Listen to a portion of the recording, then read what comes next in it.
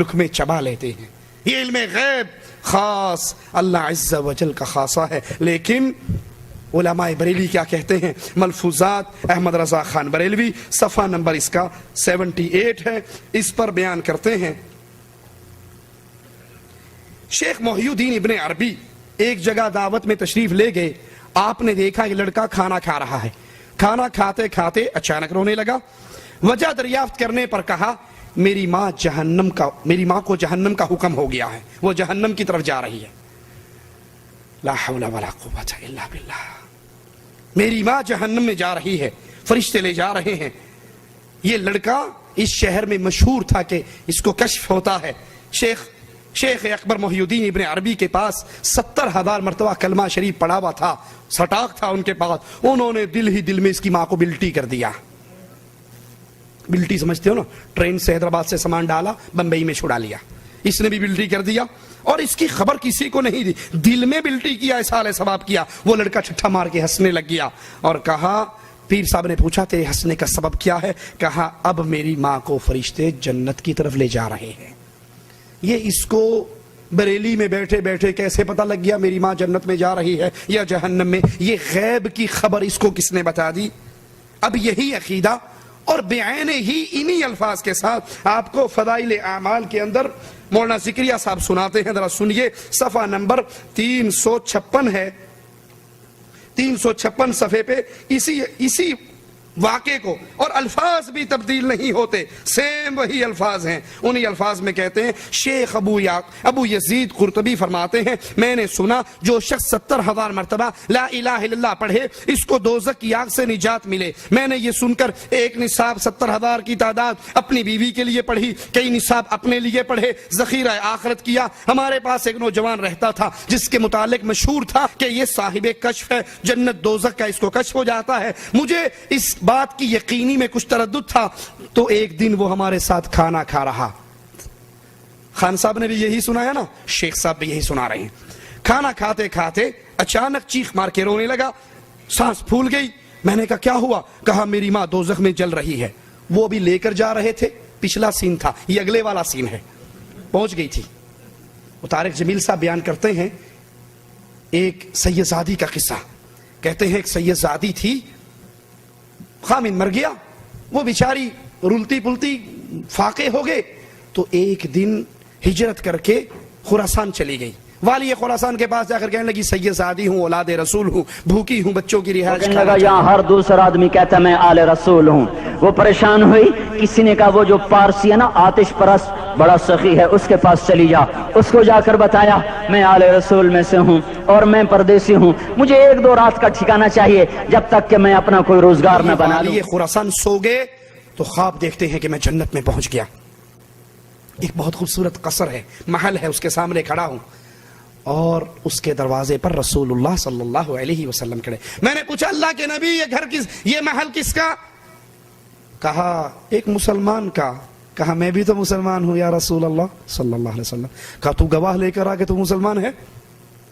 رات میری بیٹی تیرے پاس آئی تھی اور تجھ سے کھانا مانگا تھا, تو تو نے کہا تھا سیدزادی ہونے پر گواہی لے کر آ. اب تو مسلمان ہونے پر گواہی لے کے آ. یہ ہڑبڑا کر اٹھا کہ یہ تو بڑا ظلم ہو گیا. لوگوں سے پوچھا وہ عورت کہاں گئی؟ کہا پارسی کے گھر. صبح جا کے دھم دھم اس کا دروازہ پیٹا. وہ باہر نکلا. کہا جو مانگتا ہے مانگ لے, یہ مجھے واپس کر دے, یہ خانوادہ رسول مجھے دے دے. کہا حضرت بن دیکھے سودا کر لیتا, لیکن اب دیکھ چکا ہوں, اب سودا نہیں ہو سکتا. کہا کیا مطلب؟ کہا جو خواب آپ دیکھ رہے تھے وہی میں دیکھ رہا تھا. دونوں سین اکٹھے چل رہے ہیں. بلیوٹوتھ ہے پرانا, آپ کے جوال میں آج آیا, یہ پرانا بلیوٹوتھ ہے. جو خواب تم دیکھ رہے تھے وہی میں اچھا اس نے بتایا نہیں کہ میں نے خواب دیکھا ہے, اس نے بتایا نہیں کہ میں نے خواب دیکھا ہے, یہ صرف خاندان مانگنے آیا. کہا جو خواب تم دیکھ رہے تھے وہی خواب تو میں بھی دیکھ رہا تھا. کہا پھر؟ کہا جب اللہ کے نبی تجھے دھتکار چکے تھے کہ جا مسلمان ہونے کی گواہی لے کر آ, اس وقت اللہ کے نبی نے مجھے آگے کیا اور کہا تو نے میری بیٹی کو حفاظت دی, گھر دیا, کھانا دیا, آ اس محل کے اندر داخل ہو جا, یہ تیرا گھر ہے. رات تک میں پارسی تھا, صبح میں مسلمان ہو گیا. تو خان صاحب پچھلا سین بیان کر رہے ہیں کہ ماں جہنم میں لے کر جائی جا رہی, اور شیخ صاحب اگلا سین بیان کر رہے ہیں کہ وہ جہنم میں جل رہی تھی. تو انہوں نے دل ہی دل کے اندر وہ ایک نصاب 70,000 کا پڑا ہوا اس کی ماں کو بلٹی کر دیا تو فوراً ٹھٹھا مار کے ہنس پڑے. کہا چچا میری ماں کو دوزخ کے عذاب سے ہٹا دیا گیا ہے, وہ جنت کی طرف جا رہی ہے. یہی عقیدہ علم غیب کا کہ ہمارے پیروں کو, ہمارے بزرگوں کو, ہمارے بڑوں کو اس دنیا میں رہتے ہوئے ساری باتوں کا علم ہو جاتا ہے. جنت جہنم ان کے سامنے, کائنات کو اپنے ناخن کے اس انگوٹھے میں دیکھتے ہیں, ہر چیز کا انہیں علم ہے. جو ہونا ہے اس کا بھی علم ہے, جو ہو چکا ہے اس کا بھی علم ہے, جو ہونے والا ہے اس کا بھی علم ہے. اور رسول اللہ صلی اللہ علیہ وسلم کے پاس 70 قاری مانگ کے لے جانے والے لے جاتے ہیں, انہیں شہید کر دیا جاتا ہے. تو نبی کو یہ علم غیب کیوں نہ ہوا؟ لا حول ولا قوة الا باللہ. قرآن حکیم کی اس آیت پہ غور کیجئے. انک لا تسمع الموتى ولا تسمع الصم الدعاء اذا ولوا مدبرین. اے نبی کریم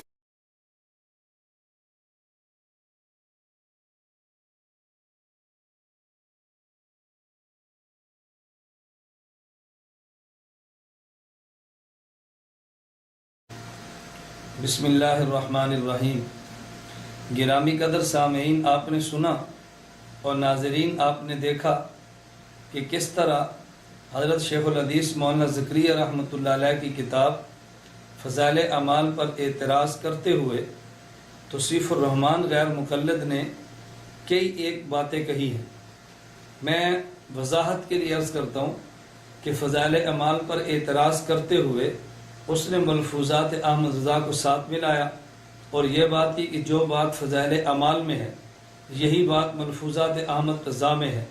میں اس وقت ملفوظات احمد رضا کا دفاع کرنے کے لیے آپ کی خدمت میں حاضر نہیں ہوا, بلکہ حضرت شیخ رحمۃ اللہ علیہ کی عبارت کا دفاع کرنا چاہتا ہوں. لیکن میں ایک بات دیانت کے طور پر کہوں گا کہ توصیف الرحمان نے ملفوظات احمد رضا کو دیکھ کر پڑھا ہے, لیکن اس میں بھی اضافے اپنی طرف سے کیے ہیں جو ملفوظات احمد رضا میں بھی نہیں ہیں.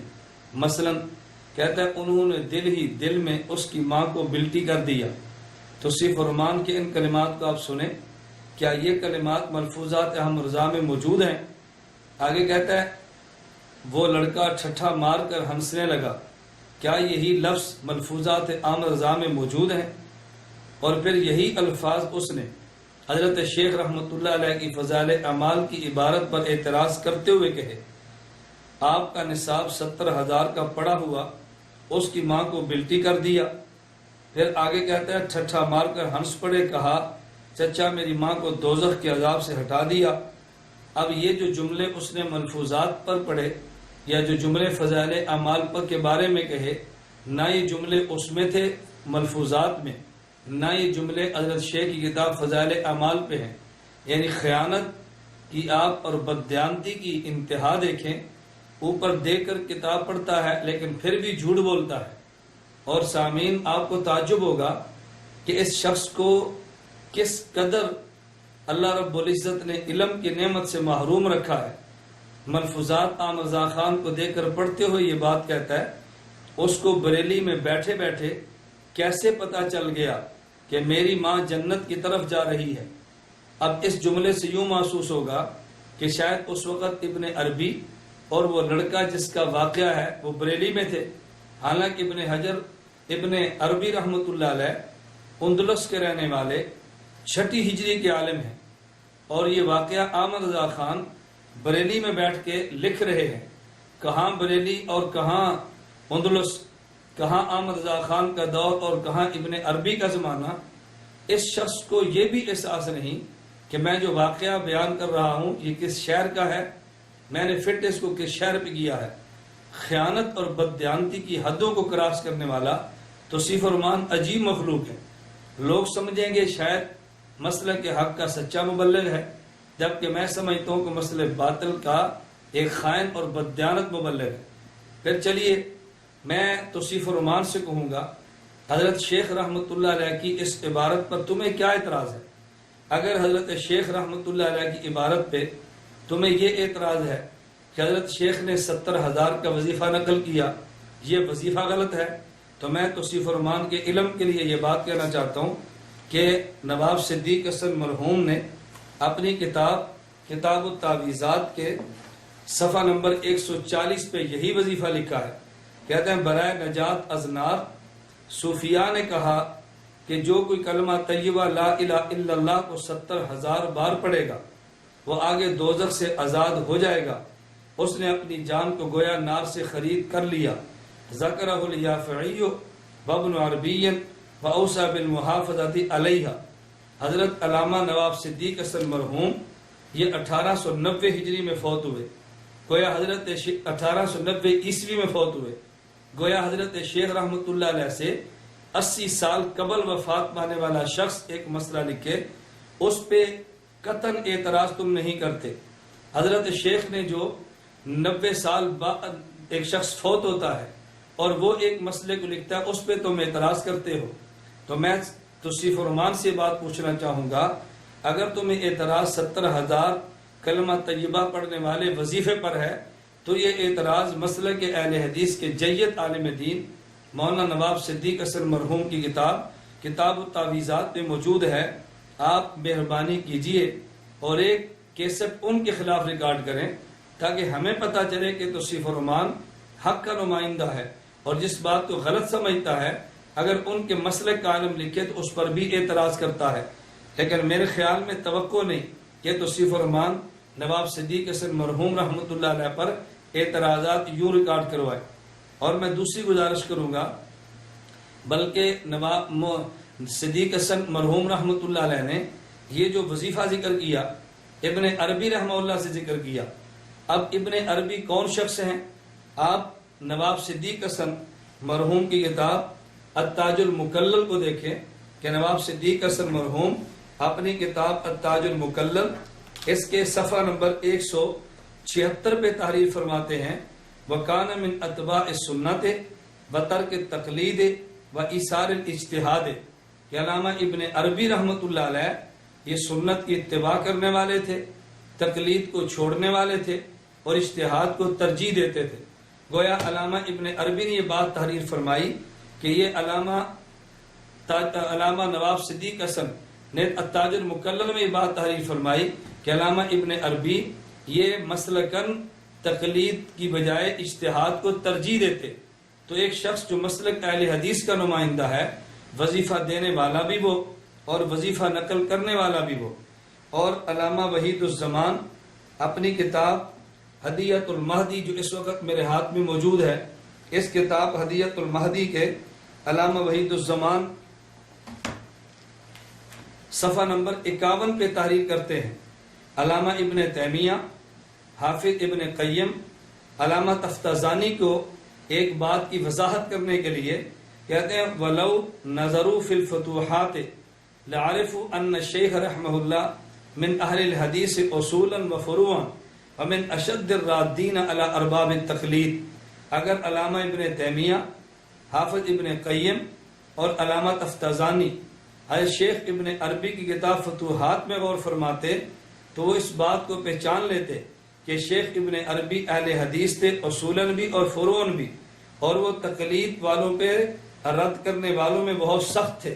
تو علامہ وحید الزمان بھی حضرت ابن عربی رحمۃ اللہ علیہ کو مسلکن اہل حدیث قرار دیتے ہیں۔ علامہ نواب صدیق حسن اپنی کتاب التاج المکلل میں بھی ابن عربی رحمۃ اللہ علیہ کو تقلید چھوڑنے والے اور اجتہاد کو ترجیح دینے والے قرار دیتے ہیں۔ 70,000 کا وظیفہ جو حضرت شیخ نے نقل کیا تمہیں اعتراض ہے، یہی وظیفہ تاج الدین، یہی وظیفہ نواب صدیق حسن مرحوم نے کتاب التعویذات اپنی کتاب میں نقل کیا، تمہیں کوئی اعتراض نہیں۔ اور یہی وظیفہ جو ابن عربی نے دیا ہے، ابن عربی مسلکن اہل حدیث جو علامہ وحید الزمان نے بھی لکھا، نواب صدیق حسن خان صاحب نے بھی لکھا، تو تمہیں مسلکن اہل حدیث عالم پر تو کم از کم اعتراض نہ کرنا چاہیے تھا۔ اور اگر تم نے حضرت شیخ پر اعتراض کرنا تھا تو تم اعتراض یوں کرتے کہ جس بات کی میں تردید کرتا ہوں اس وظیفے کو دینے والے بھی مسلکن اہل حدیث عالم ہیں، اس کو نقل کرنے والے بھی اہل حدیث عالم ہیں، تاکہ عوام کے سامنے بات مکمل آتی کہ تم نظریے کی تردید کرتے ہو، اگرچہ اس نظریے کا قائل اہل حدیث عالم ہو، لیکن تم نے ان اہل حدیث علماء کا نام لیے بغیر محض حضرت شیخ کی فضائل اعمال پر اعتراض کیا ہے، جس سے میں یہ بات کہنے میں یقیناً حق بجانب ہوں۔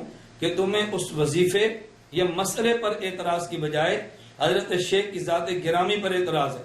اور میں توصیف الرحمان سے یہ بات پوچھنا چاہتا ہوں، اگر تمہیں اعتراض یہ ہے کہ حضرت شیخ رحمۃ اللہ علیہ نے یہ جو واقعہ ابن عربی اور اس نوجوان کا نقل کیا ہے کہ نوجوان کو کشف کے ذریعے پتہ چلا کہ ان کی والدہ جہنم کی طرف جا رہی ہے، اور ابن عربی رحمۃ اللہ علیہ نے پوچھا تو 70,000 کا کلمہ طیبہ والا نصاب اس کی ماں کو جب اصال ثواب کیا تو اس لڑکے نے حالت کشف میں دیکھا کہ ان کی والدہ کو اللہ رب العزت نے جہنم سے آزاد دلا کے جنت کی طرف پہنچا دیا ہے۔